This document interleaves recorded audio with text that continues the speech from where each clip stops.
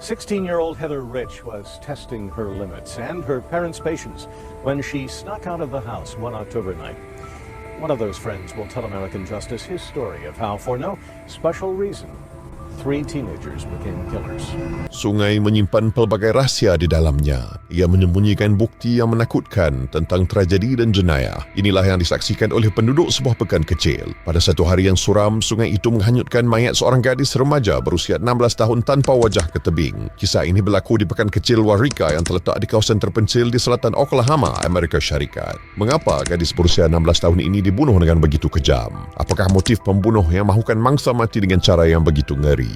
Ketika musim luruh pada tahun 1996, salah satu rumah di Waurika didiami oleh keluarga kaya Gail dan Dwayne yang merupakan ibu bapa kepada 3 anak lelaki dan seorang anak perempuan bernama Heather, seorang pelajar tingkatan 2. Heather bukan sahaja seorang pelajar cemerlang tetapi juga ahli kumpulan kelab sorak di sekolahnya.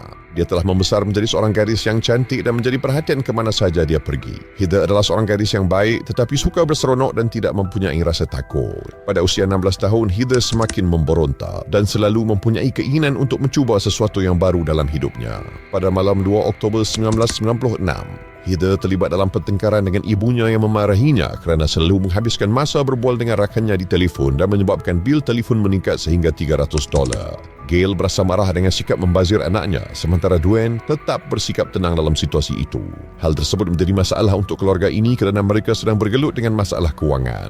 Bapa Heather yang bekerja sebagai seorang juru elektrik baru-baru ini mengalami kecederaan serius akibat letupan transformer. Suami Gail itu memerlukan rawatan yang berpanjangan serta pemindahan kulit. Dia tidak dapat bekerja, jadi isterinya terpaksa melakukan pekerjaan tambahan untuk menyara keluarga. Sejumlah wang yang besar diperlukan untuk biaya pembedahan yang mahal bagi bapa mereka. Ibu Heather cuba menjelaskan bahawa dia tidak mampu membayar bil yang berjumlah ratusan dolar setiap bulan. Pada masa yang sama, ibunya juga ingin menanamkan rasa tanggungjawab dan hormat kepada orang yang lebih tua serta keinginan untuk berdikari di dalam diri anaknya. Namun, gadis itu tidak mahu mendengar nasihat ibunya dan akhirnya menyebabkan mereka bertengkar. Selepas pertengkaran itu reda, Heather mengambil keputusan untuk pergi tidur.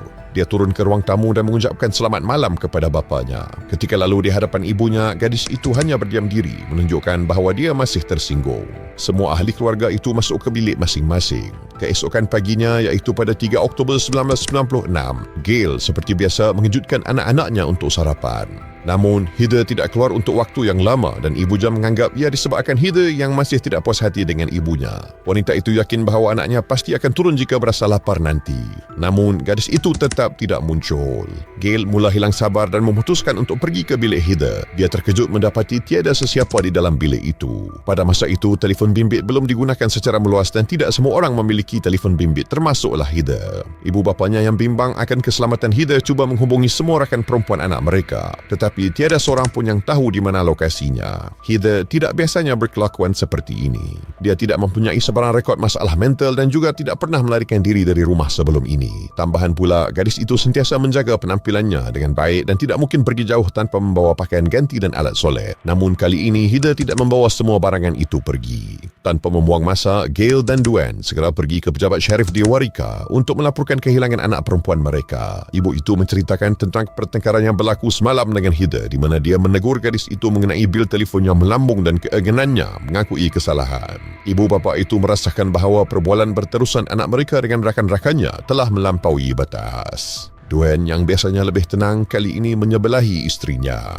Sheriff juga menenangkan ibu bapa yang bimbang itu dengan memberi jaminan bahawa gadis itu mungkin hanya melarikan diri dari rumah seperti yang sering dilakukan oleh remaja pada umumnya, terutama selepas bertengkar dengan ibu bapa mereka. Namun, Gail dan Dwayne tahu bahawa tingkah laku itu bukan normal bagi anak mereka. Heather biasanya tidak akan melarikan diri dari masalah tetapi berusaha mencari jalan penyelesaian walaupun selepas konflik. Malangnya, kemarahan ibunya dan keinginan gadis itu untuk mengaku kesilapannya menyebabkan situasi yang tidak diingini berlaku. Pegawai penguatkuasa undang-undang berusaha meyakinkan ibu bapa yang bimbang itu bahawa kebanyakan situasi seperti ini akan selesai dengan sendirinya. Remaja yang melarikan diri dari rumah biasanya tidak akan mengambil masa yang lama untuk sedar akan kesilapan mereka dan akan kembali ke pangkuan keluarga. Kemungkinan semasa Gail dan Dwayne berada di pejabat syarif, anak mereka sudah pun kembali ke rumah. Mereka menjelaskan kepada ibu bapa bahawa anak mereka hanya boleh diisytiharkan sebagai orang yang hilang sekiranya tiada khabar berita atau jejak dalam tempoh 24 jam dari masa kehilangan. Oleh kerana kehilangan Heather belum mencapai tempoh 24 jam, polis tidak dapat menerima laporan tersebut dan menghantar pasangan itu pulang serta meminta mereka untuk menunggu berita dari Heather. Dengan perasaan kecewa, Gail dan Dwayne yang merasakan sesuatu telah berlaku kepada anak perempuan mereka kemudian memutuskan untuk memulakan pencarian sendiri di pekan tersebut. Mula-mula mereka bercakap dengan rakan-rakan terdekat gadis itu dan menghubungi beberapa teman sebayanya. Salah satunya ialah Randy Wood, seorang kapten pasukan bola sepak sekolah berusia 17 tahun yang pernah bercinta dengan Heather. Walaupun hubungan romantik mereka tidak lama, mereka tetap berkawan. Sebenarnya, bil telefon yang tinggi baru-baru ini adalah disebabkan tempoh perbualan yang lama antara gadis itu dengan Randy Wood. Apabila ibu Heather menghubungi Randy, dia menyatakan bahawa dia tidak tahu di mana Heather atau apa yang mungkin berlaku kepadanya. Walaupun nada suaranya kedengaran meyakinkan, Gail merasakan bahawa Randy menyembunyikan sesuatu. Cerita Randy kedengaran seperti direka-reka dan dia terus mengulang cerita yang sama seperti robot. Dia juga tidak menunjukkan sebarang tanda kebimbangan atas kehilangan bekas teman wanitanya yang membuat Gail semakin curiga. Namun, tiada bukti yang boleh menunjukkan Randy berbohong. Jadi, ibu Heather memutuskan untuk menghubungi seorang lagi rakannya, Josh Bagwell, seorang pelajar sekolah menengah berusia 17 tahun yang baru-baru ini berkenalan dengan Heather. Apabila wanita itu menghubungi Josh Bagwell, panggilan tersebut diangkat oleh neneknya yang berkata Josh sedang berehat dan tidak mahu mengejutkannya. Wanita tua itu secara tegas menolak untuk memanggil cucunya dan berkata dia sedang membersihkan trailer di halaman tempat pelajar sekolah berpesta pada malam sebelumnya. Apabila ditanya tentang Heather, nenek itu menjawab bahawa dia tidak melihat gadis itu. Tanpa sebarang maklumat berguna, pasangan suami isteri itu memandu sekitar ke seluruh daerah dengan tujuan untuk mendapatkan petunjuk tentang keberadaan anak mereka. Sehari berlalu, tetapi semua usaha mereka menjadi sia-sia. Jadi, Gail dan Dwayne pergi ke balai polis sekali lagi. Kali ini, pihak berkuasa akhirnya menyertai operasi pencarian. Seminggu berlalu tanpa sebarang maklumat berharga mengenai pelajar sekolah yang hilang itu.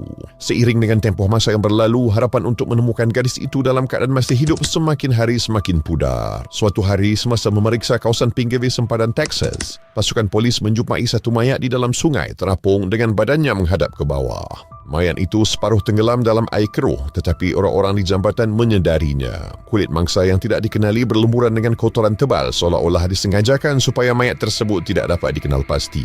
Apabila penyelam berjaya menarik penemuan mengerikan itu ke darat, wajah mayat yang mengerikan itu dapat dilihat. Hasil pemeriksaan mendapati ada banyak kesan peluru pada tubuh mayat, menunjukkan kemungkinan dia ditembak dari jarak dekat, mungkin dengan senapang patah. Wajahnya sangat cacat sehingga sukar untuk mengenali mayat itu pada pandangan pertama. Hasil forensik mendapati bahawa mangsa telah ditembak 9 kali dari jarak dekat, sekali di belakang kepalanya dan 8 kali di belakang badan. Tubuh mayat itu hancur dan dalam keadaan yang mengerikan. Pada masa itu, hanya seorang yang dilaporkan hilang di kawasan tersebut. Ibu bapa Heather Rich pun dipanggil untuk melakukan pengecaman. Melihat cincin pada jari mayat tersebut, Gail akhirnya mengesahkan bahawa individu yang terbaring di atas meja mayat adalah Heather. Hal ini menghapuskan semua keraguan dan menjawab semua pertanyaan yang berterusan selama hampir 2 minggu itu. Identiti si mati akhirnya disahkan lanjut melalui rekod gigi apabila pakar forensik menemui pendakap gigi yang tersekat di dalam rongga mulut mayat yang ditemui itu. Berita tentang kematian gadis muda itu tersebar dengan cepat ke seluruh pekan dan menjadi topik utama perbincangan keesokan harinya. Randy Wood juga mendapat tahu tentang berita itu. Budak lelaki itu terkejut dengan berita mengerikan tentang bekas teman wanitanya dan kemudian pergi ke jambatan tempat di mana mayatnya ditemui.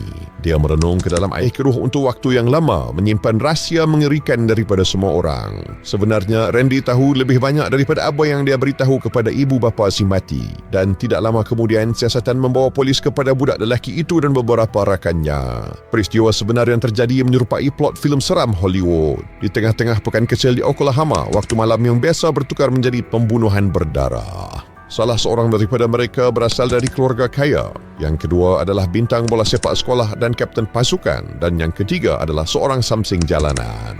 Detektif memulakan siasatan dengan menyoal siasat ibu bapa Heather. Difahamkan Gail telah berjaya menghubungi beberapa rakan dan kenalan anaknya.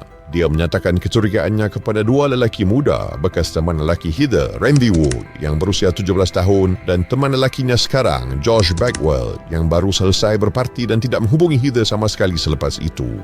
Gail yakin bahawa budak-budak itu menyembunyikan sesuatu.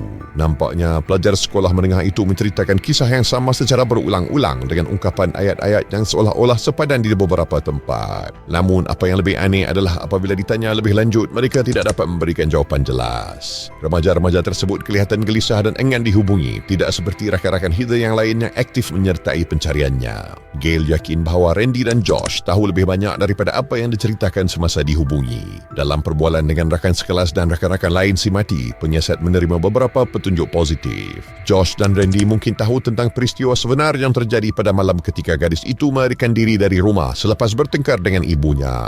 Kemudian terungkap bahawa Heather sebenarnya berniat untuk menghadiri parti dan bertemu teman lelakinya, Josh. Walaupun dilarang keluar dari rumah pada waktu malam oleh ibu bapanya, gadis remaja yang memberontak itu tidak dapat dihalang. Selepas memastikan Gail dan Dwayne tidur, dia melompat keluar dari tingkap sekitar jam 11 malam. Di luar, dua lelaki muda yang mencurigakan yang terkenal di bandar dan popular di kalangan remaja tempatan menunggunya. Josh Bagwell dianggap sebagai pewaris kaya dari keluarga berada. Dia sentiasa memandu kereta mewah dan mengenakan pakaian bergaya dengan sombong menunjukkan kekayaan keluarganya. Remaja lelaki ini adalah cerminan tipikal golongan muda kaya yang hanya mementingkan populariti dan wang. Sebaliknya, Randy Wood berasal dari keluarga sederhana tetapi terkenal kerana bakat dan ketekunannya dalam sukan. Rakan-rakannya sangat mengagumi kapten pasukan bola sepak yang tampan ini kerana permainan virtuoso di padang. Untuk sumbangannya, dia menjadi pemain bola sepak terbaik bukan sahaja di sekolah tetapi juga di seluruh bandar, malah mendapat populariti di kalangan pasukan sekolah di peringkat negeri.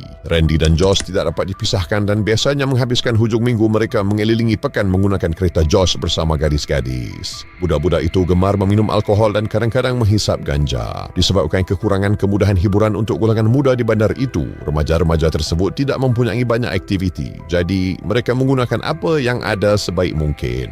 Heather Ridge diketahui sering menghabiskan masa dengan kumpulan ini. Seorang rakan menyatakan bahawa gadis itu juga pernah mencuba ganja dan minum alkohol bersama mereka, dan pada malam sebelum kehilangannya, dia dipercayai lari dari rumah untuk bersosial dengan budak-budak popular itu.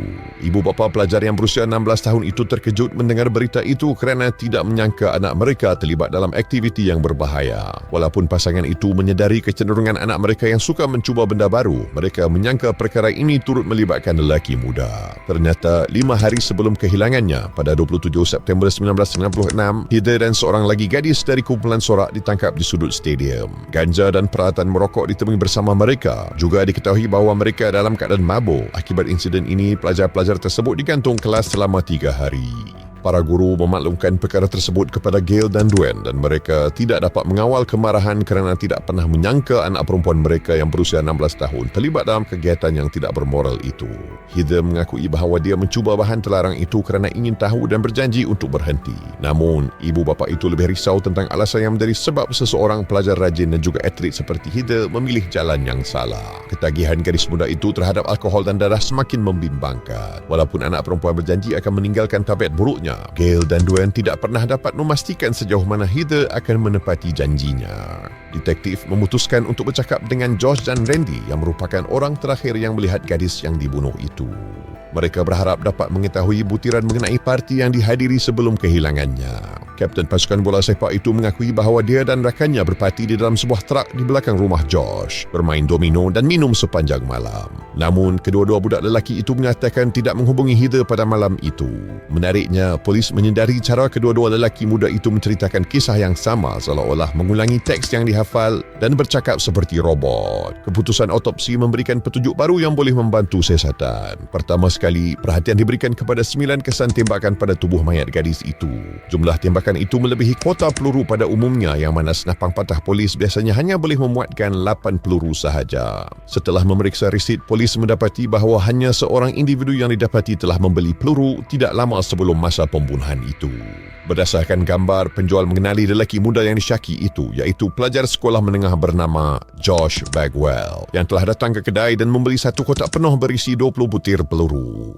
Menurut pekerja kedai, Josh datang bersama dengan seorang lelaki tetapi bukan rakan baiknya Randy. Sebaliknya, seorang lelaki bernama Curtis Gamble yang dikenali oleh polis tempatan. Ternyata Curtis yang berusia 19 tahun adalah yang paling tua di kalangan mereka yang terlibat dalam kes ini. Walaupun masih muda, dia pernah ditangkap beberapa kali dan menghabiskan hidupnya di pusat tahanan remaja. Curtis diletakkan sebagai suspek utama kerana rekodnya yang berbeza dengan dua lelaki muda lain. Walaupun berkelakuan pelik, Josh dan Randy tidak pernah mempunyai masalah dengan undang-undang sebelum ini dan tidak pernah dianggap agresif atau berbahaya. Pada 23 Oktober 1996, polis melawat rumah Curtis yang merupakan seorang pesalah juvana yang tinggal di bandar sebelah. Namun, lebih penting lagi adalah fakta bahawa jarak rumahnya dari jambatan lokasi mayat Heather ditemui hanya beberapa kilometer sahaja. Curtis tidak ditemui di rumah tetapi pegawai penguatkuasa dapat bercakap dengan neneknya. Wanita itu menceritakan tentang cucunya dan juga menyebut bahawa dia mengenali kawasan itu dengan baik dan sering mengunjungi jambatan tersebut. Curtis suka memancing di situ sejak kecil. Keesokan harinya, detektif berjaya bertemu dengan Curtis sendiri.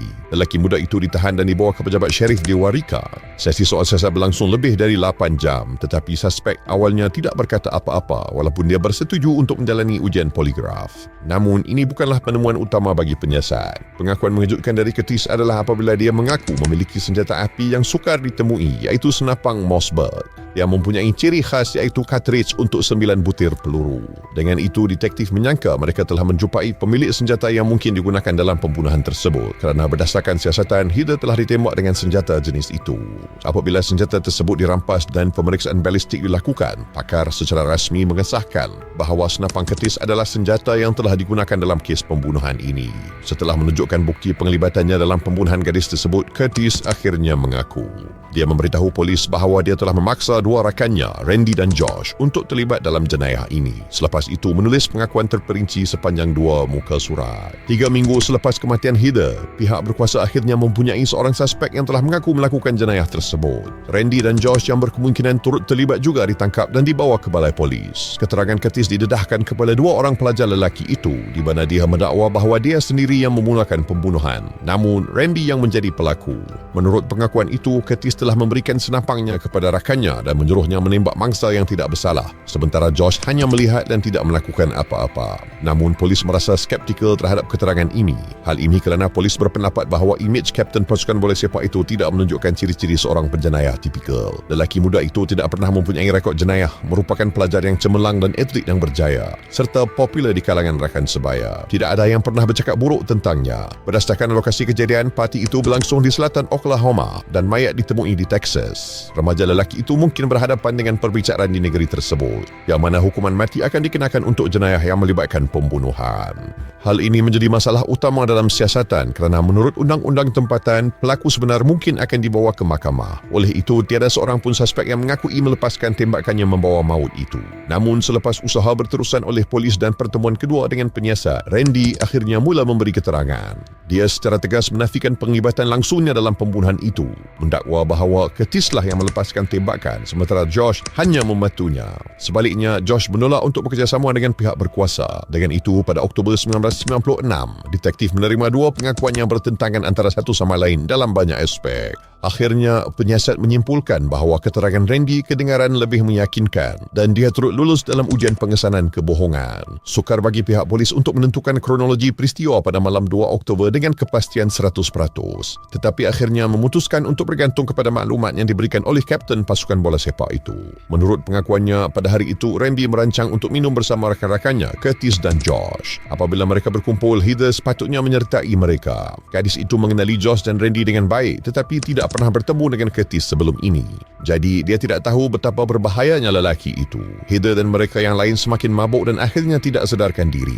Pada saat inilah Curtis dalam keadaan mabuk mendapat idea untuk mengambil kesempatan merogolnya. Seperti yang diceritakan oleh Randy, Heather terbangun akibat dari gangguan tersebut dan menjerit sambil menolak penyerang itu jauh darinya sebelum pengsan semula. Walaupun gadis itu hampir tidak dapat menggerakkan lidahnya, Curtis menjadi takut kerana bimbang Heather akan mengingati segalanya setelah dia sedar. Dia tahu bahawa perogol akan disambut dengan layanan yang tidak mesra di penjara dan dia tidak mahu berakhir di dalam sel kerana insiden ini.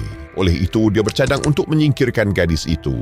Pada mulanya, budak-budak yang lebih muda menganggap kata-kata itu sebagai gurauan yang buruk. Tetapi Curtis menyatakan bahawa dia tidak bergurau. Dia benar-benar mengeluarkan senapang patah dari bonet keretanya dan mengarahkannya kepada dua remaja tersebut. Randy dan Josh menyedari bahawa mereka berhadapan dengan seorang lelaki yang tidak dapat diramal. Jadi mereka memutuskan untuk tidak membantah. Mereka memuatkan gadis sekolah yang tidak berdaya itu ke dalam bonet kereta Josh dan kemudian menuju ke rumah Curtis. Namun beberapa kilometer sebelum tiba ke destinasi, Curtis yang lebih tua itu mengarahkan mereka untuk berpatah balik ke jambatan di mana mayat mangsa ditemui. Curtis memaksa rakannya berhenti di tengah jambatan, mengeluarkan header dari bonet dan meletakkannya di tepi penghadang. Bimbang akan keselamatan diri sendiri, Randy dan Josh pun mengikut arahan. Apabila gadis yang tidak sedarkan diri itu dikeluarkan dari kereta, dia tidak dapat berdiri. Budak-budak lelaki itu meletakkannya di atas tanah dan kemudian duduk di dalam kereta tanpa membayangkan apa yang akan berlaku seterusnya. Curtis berjalan terus ke arah Heather yang tidak berdaya dan mula menembaknya. Randy melihat dengan matanya sendiri bagaimana lubang besar terbentuk di tengkorak rakan sekelasnya. Dia tidak sanggup melihat kejadian mengerikan itu lalu menutup wajahnya dengan tangan. Curtis menghabiskan kesemua peluru dalam senapang patah untuk menembak mangsa. Lalu dia dan Josh membuang mayat gadis itu dari jambatan. Setelah mereka masuk ke dalam kereta, budak-budak lelaki itu melarikan diri dari lokasi jenayah. Mereka melihat dengan mata mereka sendiri apa yang dilakukan oleh Curtis kepada Heather dan memutuskan untuk berdiam diri kerana bimbang dicederakan oleh Curtis. Pada Oktober 1996, ketiga-tiga lelaki muda itu secara rasmi didakwa dengan penculikan dan pembunuhan Heather Rich yang berusia 16 tahun. Penyiasat menghadapi kesukaran maksimum ketika bekerja dengan Josh Bagwell yang enggan memberikan keterangan dan langsung tiada bukti penglibatannya dalam kes ini. Pendakwaan terpaksa bergantung sepenuhnya kepada keterangan dua defendant lain dalam kes ini yang bertentangan antara satu sama lain. Pada 10 Februari 1998, Randy Wood muncul di hadapan juri dan menceritakan keseluruhan kebenaran tentang peristiwa mengerikan yang berlaku pada malam itu. Keterangannya tidak meninggalkan sebarang keraguan. Lelaki muda itu menerangkan secara terperinci penglibatan penuh Josh dan Curtis dalam pembunuhan Heather serta peranan Josh dalam menyembunyikan jejak jenayah tersebut. Pada 14 Februari 1998, Curtis Gamble didapati bersalah atas konspirasi membunuh dan melakukan jenayah berat ini dengan niat. Dia dijatuhkan hukuman penjara seumur hidup dengan tambahan 99 tahun. Pada Mei 1998, ibu bapa Heather dan Randy bertemu dalam sebuah rancangan bual bicara televisyen secara langsung. Walaupun sedih atas kehilangan anak perempuan mereka, pasangan kaya itu menyatakan kekaguman yang tulus terhadap kejujuran dan penyesalan mendalam lelaki muda ini. Pada 7 Ogos 1998, perbicaraan Randy Wood ditutup. Dia juga didapati bersalah atas penglibatan dalam pembunuhan tersebut. Lelaki muda itu dijatuhkan hukuman penjara seumur hidup dengan hak parol selepas 40 tahun. Keputusan ini mengecewakan ramai orang kerana Randy adalah satu-satunya daripada 3 defendant dalam kes ini yang benar-benar menyesali apa yang telah dilakukannya. Dengan mempertaruhkan nyawanya sendiri, dia juga bertekad untuk menceritakan kebenaran kepada juri. Josh Bagwell menerima nasib yang sama apabila dia dipenjara seumur hidup tanpa hak untuk dibebaskan lebih awal dan dihantar untuk menjalani hukuman di pusat pemulihan yang sama dengan Curtis. Gail percaya bahawa Randy telah bercakap benar tentang apa yang berlaku pada malam itu kerana dengan melakukannya, dia melepaskan tawaran perjanjian mengaku bersalah yang membuka kemungkinan dia dihukum mati. Dia merasakan itu adalah perkara yang betul untuk dilakukan. Sekiranya dia berani melakukan perkara yang betul pada malam 2 Oktober 1996, maka kehidupan ketiga-tiga remaja itu mungkin akan mengambil jalan yang sangat berbeza. Jangan lepaskan peluang untuk menyelami lebih banyak kes-kes yang menggemparkan. Setiap kisah membongkarkan misteri akan membuatkan anda terpegun. Jaga diri dan keluarga anda.